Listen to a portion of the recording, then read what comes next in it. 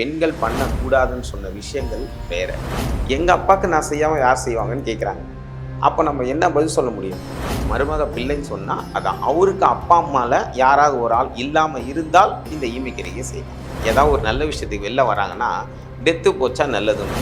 அந்த இறந்த ஆன்மா இருக்கு பார்த்தீங்களா, அது இறந்த உடனே ஆன்மா போயிடாது.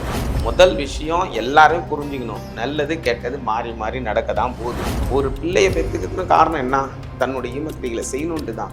அதை நான் கல்யாணம் வச்சுன்னு இருக்கேன், நான் இதை பண்ணுறேன் அதை பண்ணுறேன், இது ரொம்ப பெரிய தப்பு. நான் கல்யாணம் பண்ணிட்டேன், திதி கொடுக்கலாமா? மாசமாக இருக்காங்க, திதி கொடுக்கலாமா? குழந்தை பிறந்துச்சு, திதி கொடுக்கலாமா? இதெல்லாத்தையும் போட்டு குழப்பிட்டு அவங்க செய்ய வேண்டிய விஷயங்களை விட்டுறாங்க. அபிஷேகம் ஆன்மீகம் யூடியூப் சேனல் நேயர்களுக்கு வணக்கம். இன்னைக்கு நம்ம கூட சூளை தணிகாசல ஆச்சாரியர் மகன் வெங்கடேசன் ஆச்சாரியார் நம்ம கூட இணைஞ்சிருக்காரு. வணக்கம் சாமி. வணக்கம், நமஸ்காரமா. திதி கொடுக்கறது இப்போ ஜென்ஸ் தான் கொடுக்கணும், லேடிஸ் கொடுக்கக்கூடாதுன்னு சொல்கிறாங்கல்ல, அதை பற்றி சொல்லுங்க.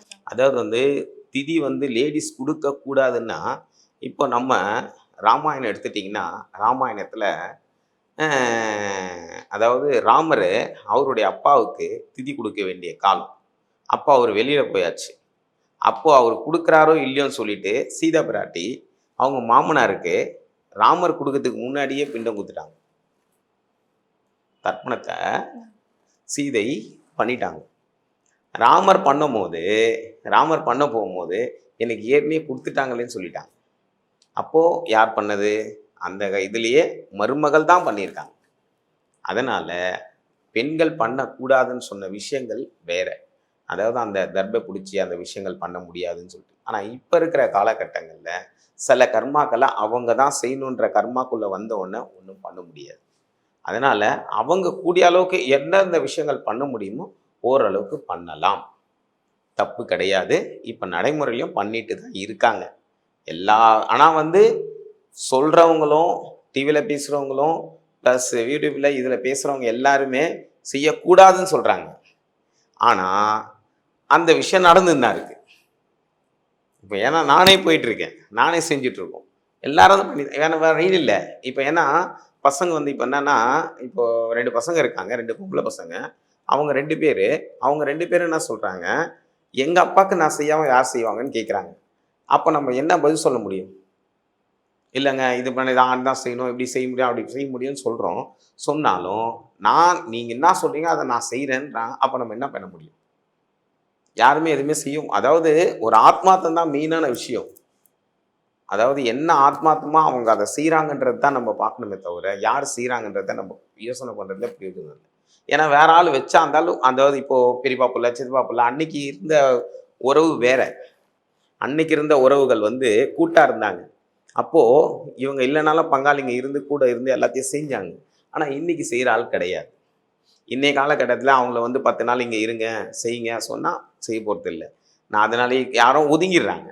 அப்போது இதை அன்பாவை அனாதையாக விட முடியும்? எங்கள் அப்பா எங்களை வளர்த்தவர், அவருக்கு நான் செய்யக்கூடாதான்னு சொன்னால் அப்புறமா நம்ம என்ன பண்ண முடியும்? அதனால் செய்கிறாங்க, செஞ்சுட்டு தான் இருக்காங்க, செஞ்சும் நல்லாவே இருக்காங்க, ஒன்றும் குறையும் கிடையாது. நம்ம இப்போ மகள் மருமகளா வேற வீட்டுக்கு போயிட்டா கூட நம்ம அப்பா இறந்துட்டா நம்ம செய்யலாம். அதாவது மருமகளா அந்த வீட்டுக்கு போயிட்டாலும் மாமனார் மாமியார் இருந்தாங்கன்னால் மருமக பிள்ளையை செய்ய சொல்லலாம். மருமக பிள்ளைய இப்போ பெண்ணு கையால் வாங்கி மருமக பிள்ளை அங்கே போய் செய்யலாம். அதுக்கு அர்த்தமே என்ன? மறு பிள்ளை தானே அர்த்தம். மருமக பிள்ளைன்னு சொன்னால் அதான் அவருக்கு அப்பா அம்மாவில் யாராவது ஒரு ஆள் இல்லாமல் இருந்தால் இந்த ஈமைக்கிரியை செய்யலாம். ஆனால் ஈமைக்கிரியை எல்லாருக்குமே பண்ணலாம், யாருக்குமே பண்ணக்கூடாதுன்றது கிடையவே கிடையாது. ஜென்ஸாகப்பட்டவங்க நம்ம வீட்டில் பக்கத்தில் இருந்தவங்க அவங்க இறந்துட்டா கூட நம்ம செய்யலாம். அது எவ்வளோ நம்ம செய்கிறோமோ அவ்வளவும் நம்மளுடைய பெரிய விஷயங்கள். இதெல்லாம் தான் அஸ்வமேத யாகம் பண்ணுறதுக்கு சமம் சொல்லுவாங்க. தன்னுடைய செலவு பண்ணி ஈமைக்கிரியை பண்ணால் அதுக்குடைய பலனே வேறு. அதனால் எவ்வளோ நம்ம பண்ணுறோமோ அவ்வளோ நல்லது. இது தப்பான விஷயமே கிடையவே கிடையாது. அன்றைக்கெல்லாம் நிறைய பேர் எல்லாமே பண்ணுவாங்க, தோல் கொடுக்கறதுக்கு போட்டி போட்டுன்னு வருவாங்க. இன்றைக்கி தூக்கின்னு போகிறதே கிடையாது ஆயிடுச்சு. அது மாதிரியான வர்றதுக்கே யோசிக்கிறாங்க, செய்யறதுக்கு யோசிக்கிறாங்க. அதெல்லாம் ஆன்மாக்களுக்கெலாம் நம்ம எவ்வளோ இறந்த ஆன்மா தெய்வத்துக்கு சமம். அதில் எந்த மாற்றமும் இல்லை. இப்போ நிறைய பேருடைய கேள்வியை இன்னொரு கேள்வி ஒன்று நான் சொல்லணும்னு நினச்சிருந்தேன். அதாவது அதே மாதிரி இறந்துட்டாங்கன்னா, கல்யாணம் இவங்க வச்சுருக்காங்கன்னா, அந்த இறந்த வீட்டுக்கு போகலாமா வேணாமா ஆமா சாமி. என்ற விஷயம் வந்து இப்போ எல்லாருக்குமே ஒரு பெரிய விஷயமா வச்சுன்னு இருக்காங்க. ஆனால் அது தப்பு கிடையாது. இறந்தவங்க தெய்வத்துக்கு சமம். கல்யாண பொண்ணு கூட போலாமா சாமி? போய் அவங்க முகத்தில் பார்த்துட்டு வந்துடலாம், தப்பே கிடையாது. நீ எதையோ செய்ய போகிறது கிடையாது. ஏன்னா இப்ப நிச்சயம் பண்ணிட்டா போகக்கூடாதுன்னு சொல்றாங்க. நிச்சயம் பண்ணிட்டா அந்த பொண்ணு, கல்யாண பொண்ணு வெளியே போகக்கூடாது. அப்ப அவங்களோட க்ளோஸ் ரிலேஷன்ஸ் யாராவது இறந்துட்டாங்க அப்படின்னா அந்த பொண்ணு போலாமா? போகணும், தப்பு கிடையாது. ஏன்னா இப்போ அதுவே இவங்க ஒரு பத்திரிக்கை எடுத்துகிட்டு போகிறாங்கன்னு வச்சுங்களேன், ஏதாவது ஒரு நல்ல விஷயத்துக்கு வெளில வராங்கன்னா டெத்து போச்சா நல்லதுன்றோம் அல்லவா? இப்போ டெத்து போனால் அது நல்லது.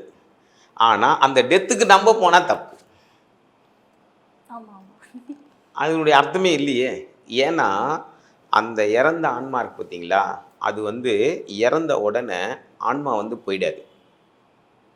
அந்த ஆன்மா பக்கத்தில் நின்று இவங்க ஈமக்காரிகள் முடிகிற வரலாம் அங்கே தான் இருக்கும்.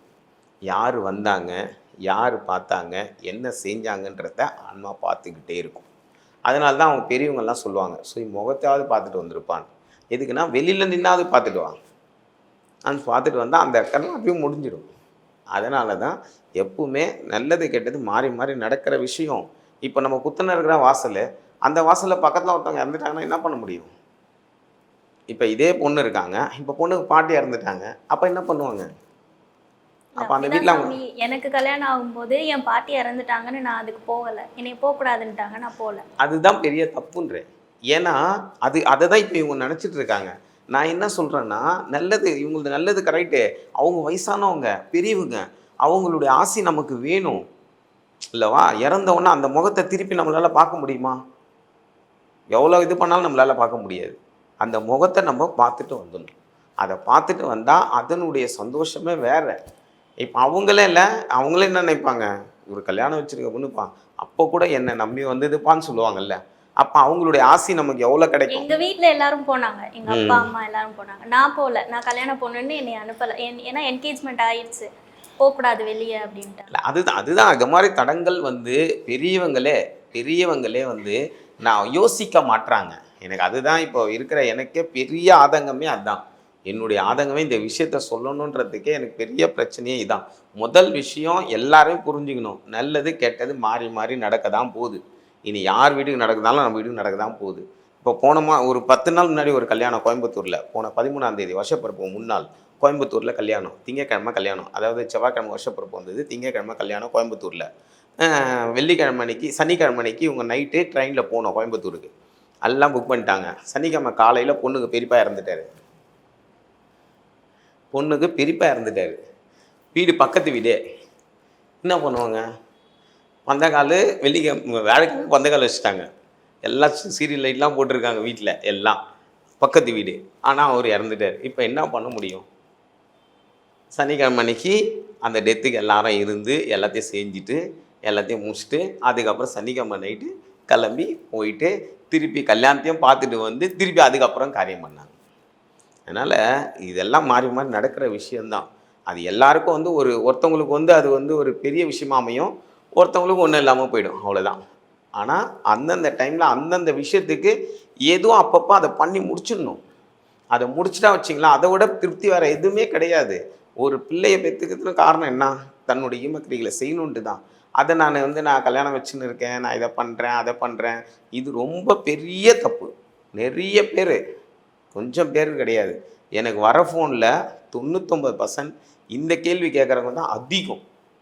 இதுக்கான கேள்விக்கான பதிலை வந்து நானும் சொல்லணும்னு பார்க்குறேன். ஆனால் யாருக்குமே இந்த கல்யாணத்துக்கும் இந்த விஷயத்துக்கும் இந்த திதிக்கும் இது பெரிய பிரச்சனையாகவே இருக்குது எல்லாருக்குமே. நான் கல்யாணம் பண்ணிட்டேன், திதி கொடுக்கலாமா? மாசமாக இருக்காங்க, திதி கொடுக்கலாமா? குழந்தை பிறந்துச்சு, திதி கொடுக்கலாமா? இதெல்லாத்தையும் போட்டு குழப்பிட்டு அவங்கவுங்க செய்ய வேண்டிய விஷயங்களை விட்டுடுறாங்க. அந்தந்த விஷயத்தை அந்தந்த டைமில் செஞ்சு முடிச்சிடணும். இதுக்காக நீங்கள் ஒன்றும் பண்ண போகிறது இல்லையே, இது அப்புறமா வரப்போகிறது இல்லையே. அந்தந்த டைமில் அதை முடித்தாதான் நம்ம நல்லாயிருப்போம். ஏன்னா இதை நான் சொல்கிற விஷயங்கள் எல்லாமே நான் சில குடும்பங்களில் நான் சொல்கிறேன், செஞ்சிட்ருக்காங்க, எல்லாமே அதை பண்ணிகிட்ருக்காங்க. அவங்களுக்கும் அது எப்பப்போ நடக்குமோ அது நடந்துட்டு தான் இருக்குது. அதில் எந்த மாற்றமும் இல்லை.